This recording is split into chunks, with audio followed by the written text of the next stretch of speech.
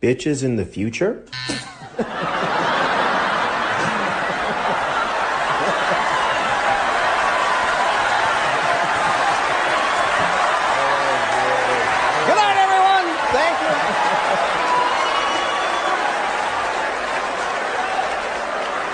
This is Wheel of Fortune, Joe! Bitcoin is the future. Yeah, that's it. Alright guys, what's going on? It's K-Dub here with another episode. We're just having some fun here. It is Friday, it is the weekend. Bitcoin still hanging around that same level as yesterday. We actually hit $60,000. We fell all the way down to around 56,000. Lots of people thought that that was it. It was the final shakeout. Well, it could be the final shakeout before the breakout, but let me tell you something, guys. Bitcoin is winding up right now for an explosive move, and we could see this again over the weekend, just like we did last week. Now, we know that weekends get a little bit crazy, right? We had the all-time high, Monday came, and then Bitcoin instantly dumped. So we're going to talk about what to expect with this crazy move that will be happening within the next 48 to 72 hours. I also want to talk about the fact that the overall crypto market cap is almost at $2 trillion. Ethereum is actually at a very critical level right now. We've actually seen Cardano actually have a bit of a pullback after that news, right? A lot of that excitement. But what I want to talk about specifically is the altcoins and why the altcoin space as a whole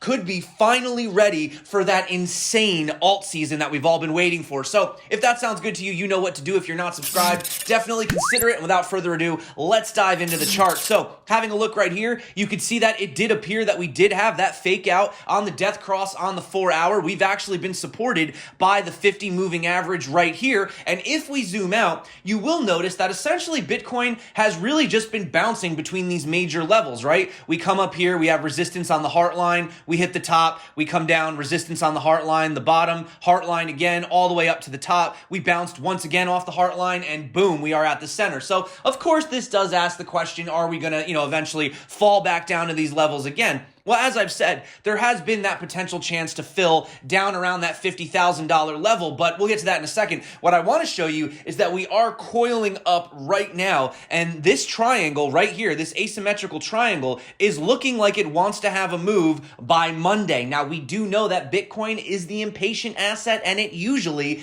does not wait till the end of these to break out, right? So if we actually have a look right here, sorry, one second. If we actually, where is my tool? If we actually come over here and start bouncing around, you'll notice right here is the absolute end, and that literally is Monday morning. So I am expecting an insane move for Bitcoin. Now, obviously, you're asking me, which way am I anticipating Bitcoin to have the breakout? Well, like I said, guys, broken record time, the trend is your friend. And as you can see right here, we are continuing to trend upwards, putting in higher highs, putting in higher lows. So even though if the weekend could get a little bit crazy, I do expect the ultimate breakout of this to be to the upside, okay? And if we do break out, I'm expecting some resistance at around the $62,000 level. Actually, it's around $62,600. So how will we be playing this? Well, obviously, if you haven't had a chance to get in on that long, we did have another beautiful bounce again on that moving average. So right now it is a little bit of no man's land. You're going to want to wait and see how this plays out. If we do have a retest down around the $55,000 level, I would be looking to actually put in a long there. Not financial advice, guys.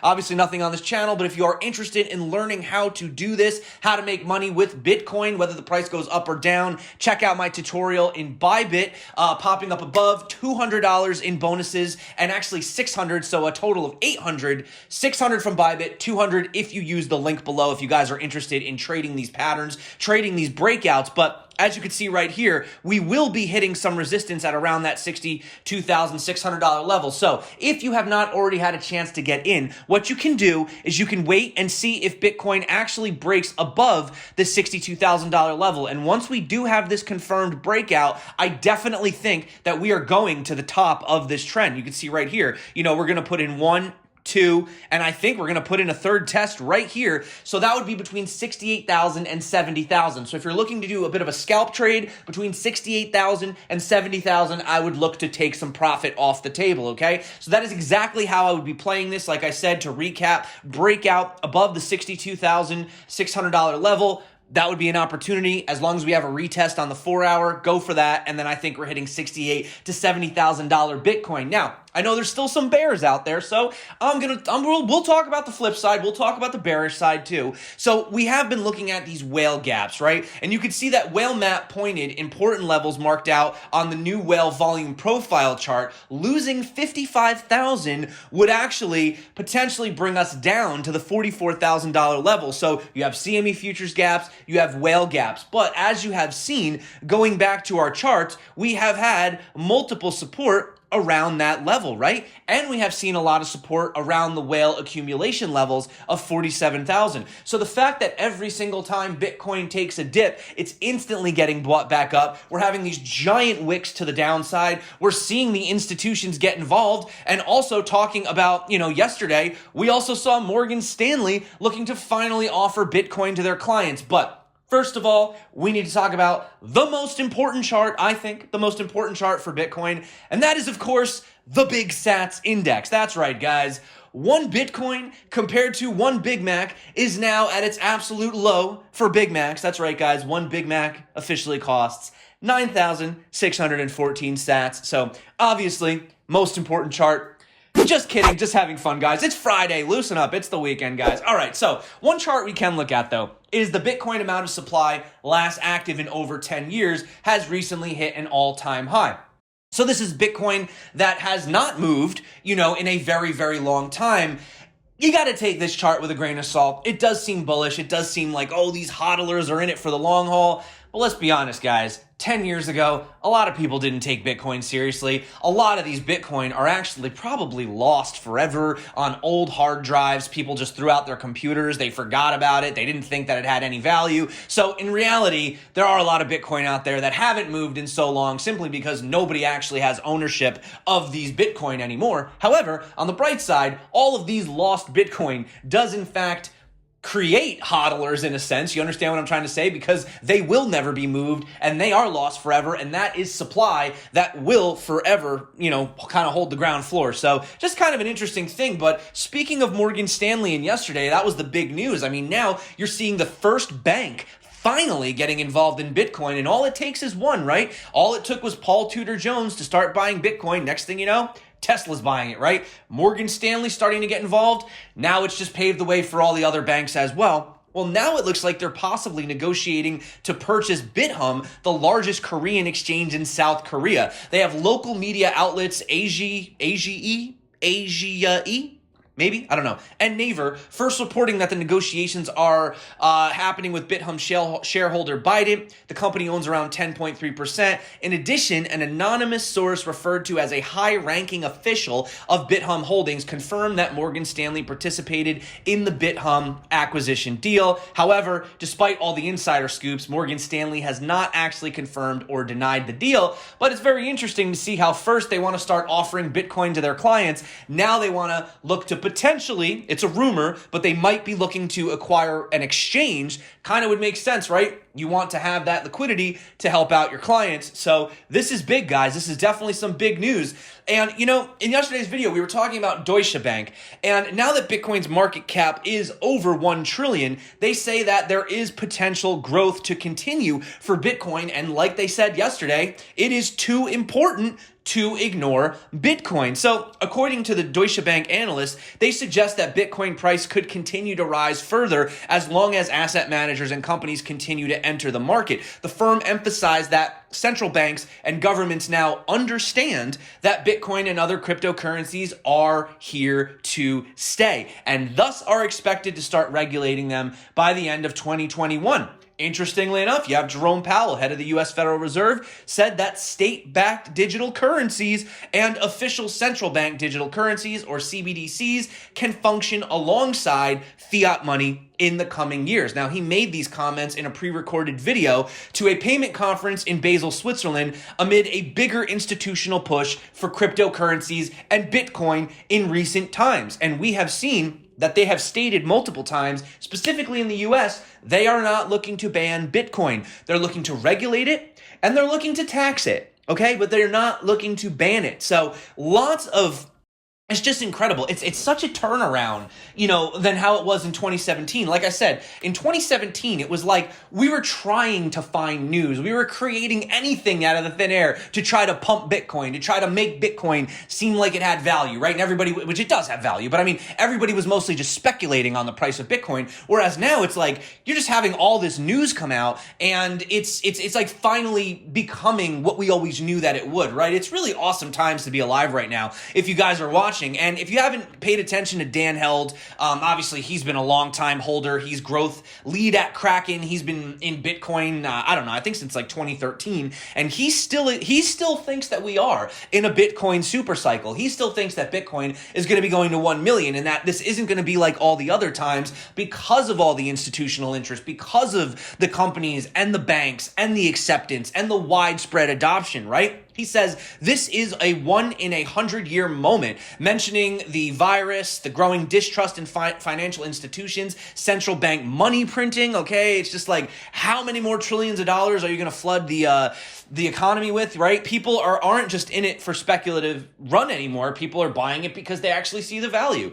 He also is convinced that Bitcoin will reach its full potential as digital gold. It will challenge government's monopoly over money. He says Bitcoin undermines the entire power and authority by removing money from their ownership, meaning the governments, right? At that point, he says the governments will see crypto as a threat and crack down on it in what he defines as crypto mass extinction event, although I'm not sure that we're going to get that. I mean, we've already seen them pretty much embracing it, but he says that altcoins will not be able to survive the attack since most of them are degrading their censorship resistance and decentralized properties in order to increase their throughput. Bitcoin, however, was specifically designed to resist such censorship. He says Satoshi built the blockchain to build Bitcoin, and he built it to be incredibly resilient against governments. So yeah, let me know what you guys think. I mean, do you think that the governments are eventually going to feel so threatened that they'll have to crack down? Do you think that altcoins are just going to completely die and burn out into oblivion? Let me know, guys. I'm definitely interested in your comments below. But shout out to Wrecked Capital. I kind of forgot to look at these charts for a while, but as he pointed out, the last time the altcoin market cap tested the old all-time high as support, it rallied 27,000% in just over a year. In recent weeks, the altcoin cap has successfully retested its old 2017 high and broke to new all-time highs. And we can actually confirm that because we had this chart pulled up a few weeks ago. I haven't showed it on the channel, but you can see in this little blue box area, we had the two wicks from the high of January of 2018, the first and the second week, essentially, which created this blue range, right? And if we zoom in right here, we actually had a beautiful retest on it in the week of February 21st right here. And since then, we actually have had a rebound. And zooming in right here, although we're sitting slightly lower, you can see that we did in fact wick and we did in fact break an all-time high for the total market cap. Now, one of the things that you want to look at when analyzing market cap for altcoins is Bitcoin dominance. Bitcoin dominance has literally been down here for 1, 2, 3, 4, 5, 6, 7 weeks, every single time having a bounce, having a bounce, having a bounce, having a bounce. Now, you might think to yourself, well, doesn't this mean that now Bitcoin dominance is going to skyrocket all the way up back to 73%? It is a possibility. However, we do know that, like somebody jumping on a trampoline or, if you're punching a hole in the wall, or just punching a wall, right? Eventually, you're going to break through it. Eventually, you're going to fall through the bottom. And the fact that we just keep hitting it and hitting it and hitting it and hitting it and hitting it, it is making it look weak, and it is making me think that if we don't have a bounce soon for Bitcoin dominance, we are going to fall down here, and in turn, as we lose the Bitcoin dominance, you are going to see this altcoin chart start absolutely skyrocketing to new levels. So keep your eyes on altcoins. Now, speaking of altcoins, Ethereum is kind of at this do or die moment right here. You can see once again, and this sort of also plays in the same way for Ethereum, the more that you do hit a resistance, it's hit it once, twice, 3, 4, 5 times, and right now look at it, it's really having difficulty breaking above it. So we are at a very, very, very, very tight level for Ethereum. I'm looking if Ethereum does break out, I could see it coming up to about 1950 just under $2,000, and that would be the next level for resistance. But if we do break down, then Ethereum is going to fall back down into this blue box territory, with the next lower levels being 1615 and 1547. So Ethereum, in my opinion, needs to prove its worth right now. It's struggling a little bit harder than Bitcoin, but Ethereum does have a lot going for it with all of its DeFi and all of its NFTs, right? Lots of interest potentially. We also saw Me Too invest in both Bitcoin and Ethereum, and they actually split the weighted difference in Ethereum's favor. So this could be the first wave of institutions starting to buy Ethereum, which in that case, that would be good for the price, right? But let's end it on a funny story. So actually a nice story. A Grumpy Cat NFT fetched more than $80,000 while the Grumpy Cat coin community raised more than $70,000 for an animal shelter. The community behind the meme cryptocurrency Grumpy Cat coin, or Grumpy as the ticker, has donated 39 ETH worth about $70,000 to Sterling Animal Shelter in Sterling, Massachusetts. And on that note, I think we can end today's video. Thank you so much for coming back to the channel. You guys rock. You're the reason that I do this every single day. Be safe. Do not get chopped up. It is the weekend. Weekend prices get crazy, but Bitcoin is looking for a massive breakout. And remember, when we are in an uptrend, when we are in a bull market, okay? Obviously, a bullish chart is bullish. A neutral chart is bullish, and a bearish chart is neutral. You understand what I'm saying? Trend is your friend. You guys rock. You're the reason that I do this every single day. Thank you so much for coming back to the channel. My name's K-Dub. This is CryptoZombie. And of course, if you haven't seen these videos popping up right here, right now, check them out. Until next time, stay crypto. And of course, peace out.